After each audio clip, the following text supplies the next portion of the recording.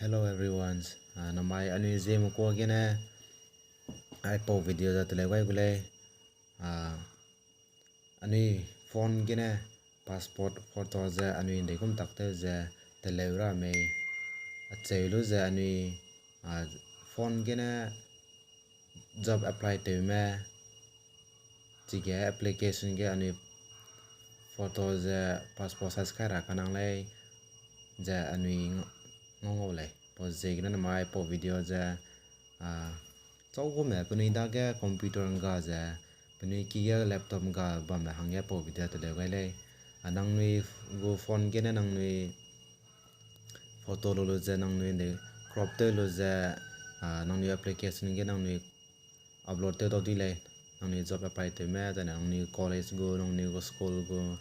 ko gume bi ge nagnui go photo za passport size za create lo za nagnui upload to ra ba hangje ge na po video za pungwa gailei rai lang begya nui tata on te lo za anui pakna begya play store ga ku kai ke tewluje play store ga ku kalu jana ai ga pixel labs lamui pixel labs ga nui search te wai ke ya na ago phone ga already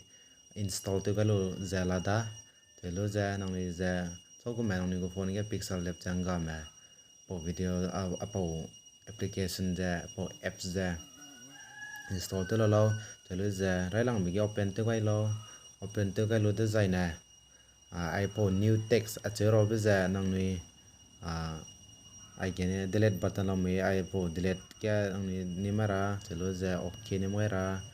zai na tewluje zai na ai kang lang bigi ai ga copy kana lo mi ni copy te pa ka be mi tewluje chi ni mga da jana ai ga image size lo mi image size ke ni mga ra telu design na aya custom pago white ke za anu clear telu za number zana 413 imgara na pago height ke za 531 pago aspect ratio rai lang biga pere lang biga ni 7.379 to kai bigi achu para kanang ko aida pogu passport size photo gu da pogu number da telu ja okinim gara okinim ga lo design na ai pogu color pogu background color ja anui change tra nangu change tra hangge na aga color la muni color ga ni mai ke telu da jana anui pere lang ba color ga ni mai ke color nim ga lo jana aga pogu background white la muni ai white ga ni mai ke white ga nim ga da jana I get correct right bom gani mai ke chelu da zai na ani photo upload te ke ani go photo dan nang de pe na nang go de pe photo ja nang passport photo hanga telera me ba ayap agani plus la me plus kaning nim gai da na ayap from gallery ta me nang go photo bom ja na lo pa ka lo ja ya nang de pe na passport size lera me ba ngau da lo ja agya go passport size la me o me ja te gai lo ja na nang de crop te tui do agu ana crop te nang ta da lama na agu ami cho ja ma da plan agu passport sa already la da o je na nang na de gum brand de po ya na nang photo ja passport sa tele ra kana mai ba nang na crop te dui je te kam no design na ga okay ka ra right ka ra chelo ja na po white screen background screen lui ja nang po photo ja nang nang mi ja chang dira nang o chelo ja na che chak ye nang ni chelo design na pogo background li da ani size la ra nang ke chang mi ma re ai ke chang nang da no de ai po li da ni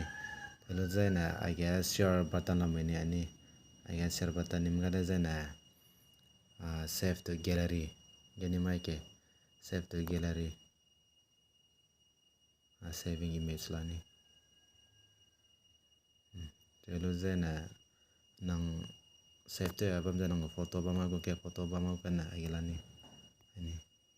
nang na more ganim ga da detail kau gana nang save te mini pixel 413 into 531 la da ko size na 103 kb 1 MB ru changma chelo ja upload te do dui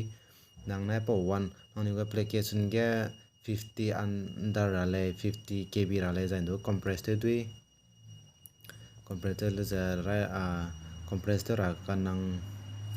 zain na aga image compress lamui image compress ka gu da ke image compressor start karni mai ke tewluje aga image resizer lani image resizer aga pixel left lamui aga ni 102.91 kb lamui aga ni mai ke tewluje next ni mera tewluje katchen aga 100 bam china chakira ni tewluje na 80 70 ria 80 ria na dole da resize to ke image resize to ta chala da Luda sefta, luda backpacker, luda photo bam gudai ke photo bam gudai zana. Ailani, aga mora pina bago image size. Ni 22 KB runda ni.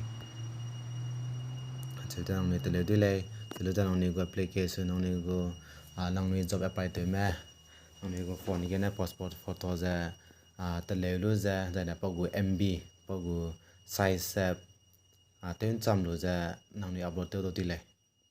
Suida ni kingai ba ma pi ga ba man te na do po video ja nang ni hangge helpful sang nei ja nang ni kan kita go chana subscribe to ga lao ja na like to ga lao ja na comments to pe ga lo dai kum nei kum nei ba ja suida le bye bye